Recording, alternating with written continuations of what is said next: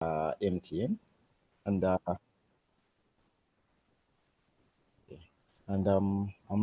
think the third time I'm doing this. I did it last year to the finalist, and I really think whatever we're going to present here is going to help you in the job market, because the job market outside there is far different from what you are taught at campus. It's very, very different.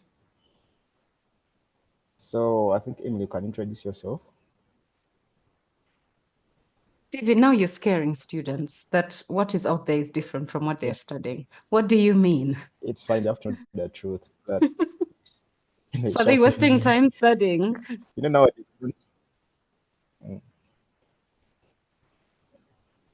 I beg your Go pardon? ahead. No, I was just wondering, like, if I'm a student and I'm listening, I would probably think, am I wasting my time studying if what I'm going to encounter No. is I think different? Okay. I'll let you unpack it. but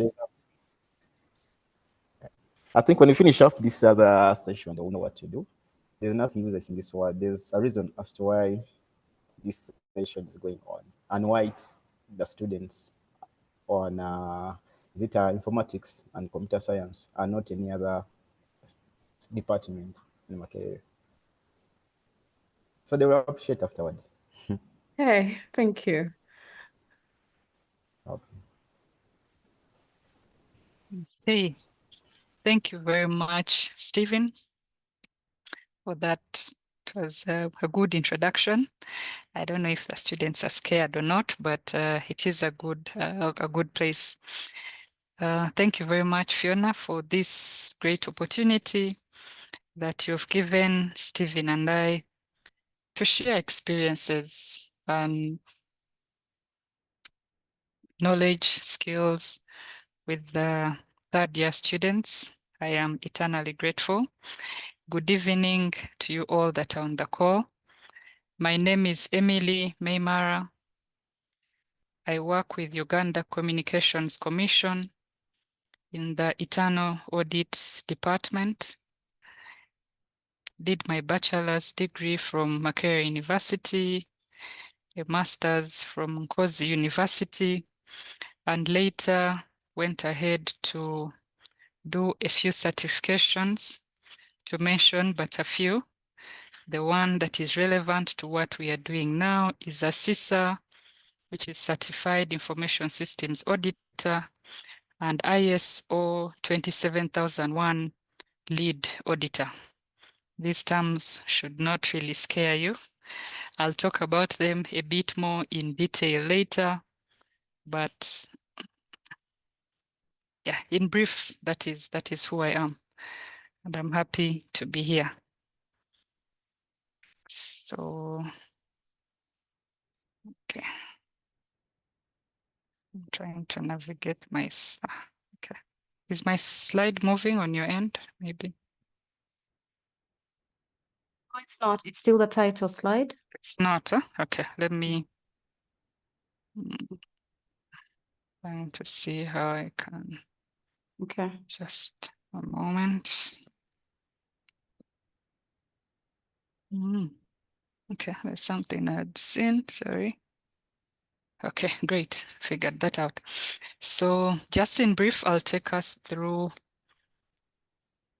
the program, why we are here. We'll look at the introduction and objectives, which will also tell us okay, the objectives of our presentation or sharing today. Then we'll also talk about in brief how to succeed in the IT audit career, some tidbits on how to make yourself job ready, as there's a common saying that the opportunity comes to a prepared mind. So this is basically to prepare your mind that when the opportunity comes, you'd simply plug in. Then another thing we'll look at is audit and internal controls. Now this would be the deep dive into our subject today, which is assessing IT audit controls. Then in there, we shall also look at ITGCs, which is for short, but the full thing is IT General Controls. You'll hear this a lot, but this short form is also a known acronym in the IT audit space. Then we shall also go through the IT audit process and conclude.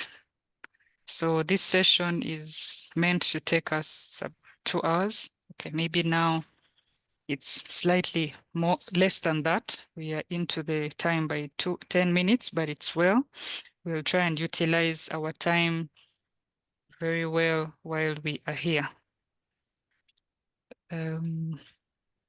Okay, so introduction and objectives.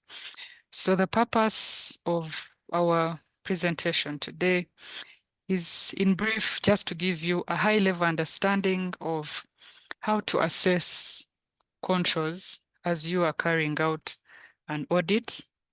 We'll see a lot of this in detail later, but it's also still high level because there's a lot in there.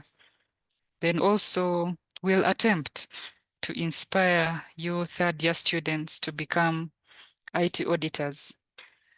Yeah, I pray that we can achieve that. I don't want to sound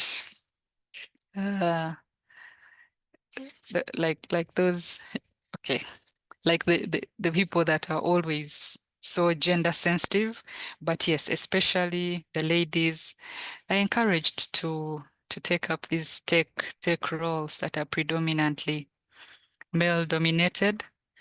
So yeah, we'll try and inspire you learners, both male and female really, to become IT auditors. I think from not I think, but from the statistics, if you've interested yourself a bit on this profession or this career, you'll see that there are few professionals in this field, and yet it is a field that is needed in literally every organization or in any setup, because everyone uses these tools, everyone uses these technologies. Right now we are talking emerging technologies, AI, machine learning, cloud computing, but someone needs to assess the controls around such applications, which we all use. So there's need for professionals in this field, and it is a good one. It is a good one. I am happy that that you are having this opportunity to have it as a course unit, which is something you need to be grateful for. In our time, we didn't quite have it, and we just had to pick it up along the way through different methods, either speaking to a friend or you land on an article, which then makes you get interested. But at least when you've studied something, you're having a more informed kind of view on why you would want to choose the profession. Yes. So a brief overview on IT audit and control assessment.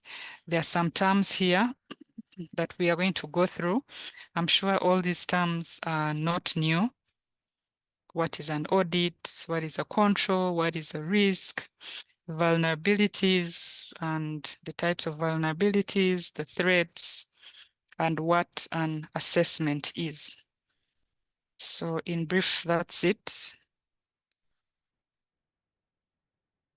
So, okay, is there a question up to that point? I could proceed. Okay. Proceed. I guess it's well. Okay. Yeah, and then questions can be put in the chat. I'll try and keep an eye there. Yeah. Okay, amazing. Thank you so much, Fiona. So just to go over these key terms that definitely you'll hear being mentioned a lot, either by Stephen or myself. Okay, I know you already know them, but just to refresh yourselves that each time you hear a control, an audit, a risk, what exactly we are talking about. I'm just going to go through these and just to make sure that we are all moving at the same pace. So an audit is an independent, objective examination of an organization's processes or systems. In brief, that is what an audit is. When I say I'm carrying out an audit, I'm basically assessing the organization's processes or systems.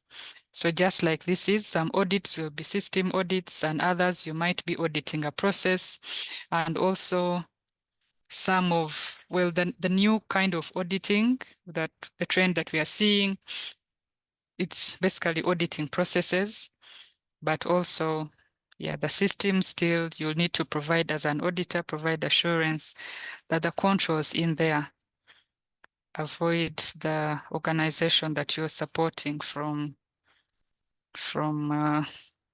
any threats out there. So the audit function in general is independent. And why we say it is independent, we'll look at it from the reporting structure. Every audit function, the reporting line is to the board. That is why audit function is called independent. Independent, really, that is to define that form of independence. In case you're ever at a panel, a little cheat sheet, they're asking you about, tell us what it means by the independence of the auditor. It's basically about the reporting line. So unlike in any other organization, you'll find them reporting to, say, the different, maybe to the executive director or managing director or the like, depending on the organization, but internal audit reports directly to the board. In any structure, that is how the right way is supposed to be. However, for administrative, that is functionally, but administratively, they can report to, say, the managing director, CEO, and that is majorly for administrative things, leave application. Is it approval of budgets? Of course, that can't be done at the board really, because that is administrative. But anything pertaining to audit report, audit function, it is to the board. So in brief, that is about the independence. Objectivity of the auditor, that we shall see later, maybe among the qualities of a good auditor. Hello? Yes, hello? Yes, Stephen? Yeah, Emily. Yes, I think please. if I could chip in for the yes, if I could chip in for the good of the Okay, understanding, talk of okay. the board. I think it's good to use examples from campus itself, because I think some of the students may not know when we talk about the board and why the board reporting. So what happens is, for example, you have VC, but then if you look at Market itself, it has a board where people sit and decide on the way to run the university. It's not the VC who does everything. So when an auditor has a space to probably examine or audit, the report goes to the board, because if it goes direct to the VC or anyone below the VC, it may be compromised. So that's the reason we report direct to the board, not the VC or not to the lecturer or not to anyone else. I think that's clear. Hey, amazing. Thank you. Thank you so much, Stephen, for shedding. Sorry? Okay, I can continue. Yes, you can continue. Okay, great. So I think we've explained that in detail. Then we'll move to the next one, which is a control. So controls are specific procedures, policies, or activities that are designed to safeguard systems and data. So the types of ITGCs, the types of controls can be IT general controls, which we shall see later on in detail what IT general controls are all about. Then the others are application controls, even that we shall see, but that will be covered next week. So under still controls, when we are looking at procedures, the policies can be, say, an ICT policy that you'll find in an organization, and these are put in place to be able to if I would use simple terms to create order that people will know when we are doing this, this is what is expected of us. So those are basically controls. But then again, just to use words, technical words, which you'll find in the field, there are some controls which are detective controls. You'll also see that later on, just so that it won't be so much of a repetition. Then there are also preventive controls.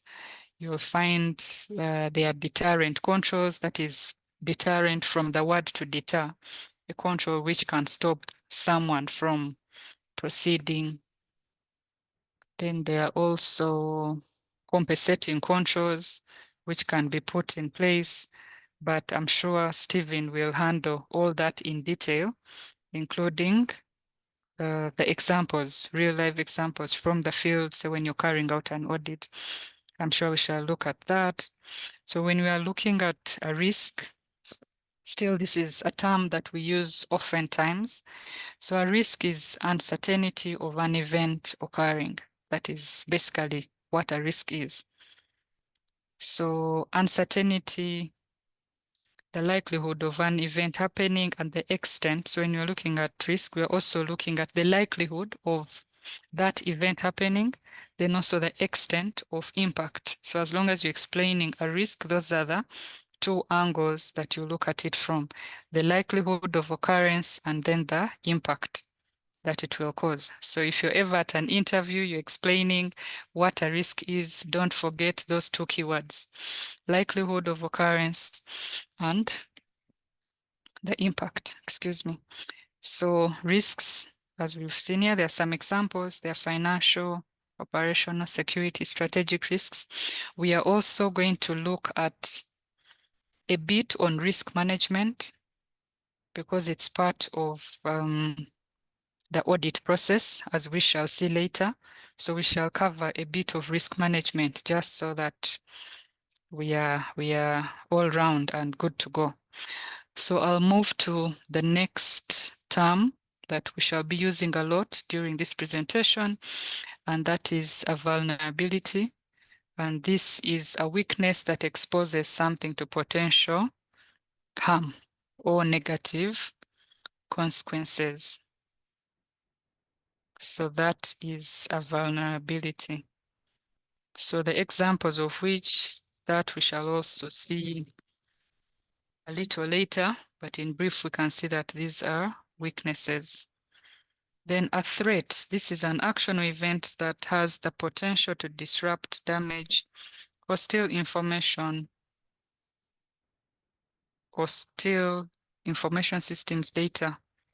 So those are threats. Still, all this in detail, this being the introduction, I will just leave that for later, but these are the key terms. So when we're talking about a threat, Steve, you've unmuted? Oh, Yeah. okay. Yes, yes. Since these are not well defined down, for the vulnerability and threat, this work concurrently. So what I would like the finalists to know is I'm going to give you an example of your passwords not officer, maybe at your class. If you have your computer or laptop and it has sensitive data, I know nowadays everything is sensitive, and your password controls are weak. Probably you use your user password as admin and a username as admin, for example, or you don't do anything. So that other control alone is a vulnerability because it's really weak that anyone can enter and access your data. So that weakness there of not having a password is a vulnerability, and because it's there, it will call in for a threat. So a threat can be in somebody, when somebody comes in and steals the information, that's now a threat. So, I'd like you to look at it in that way. I think Emily can continue. Hey, amazing. So I think we are now moving to the last term that we shall be using a lot. That is an assessment, which is in simple terms a process of identifying threats and vulnerabilities and evaluating the likelihood and impact to the organization. So in brief, an audit, an assessment can, okay, they may not be used interchangeably, but as you're carrying out an audit, it can be an assessment. So when you see an assessment, it's basically that process of identifying threats and vulnerabilities, then also evaluating the likelihood of occurrence and the impact, which impact can be high, medium, or low. I'm sure in detail, as we are looking at this, we shall be able to see that. Okay, so I'm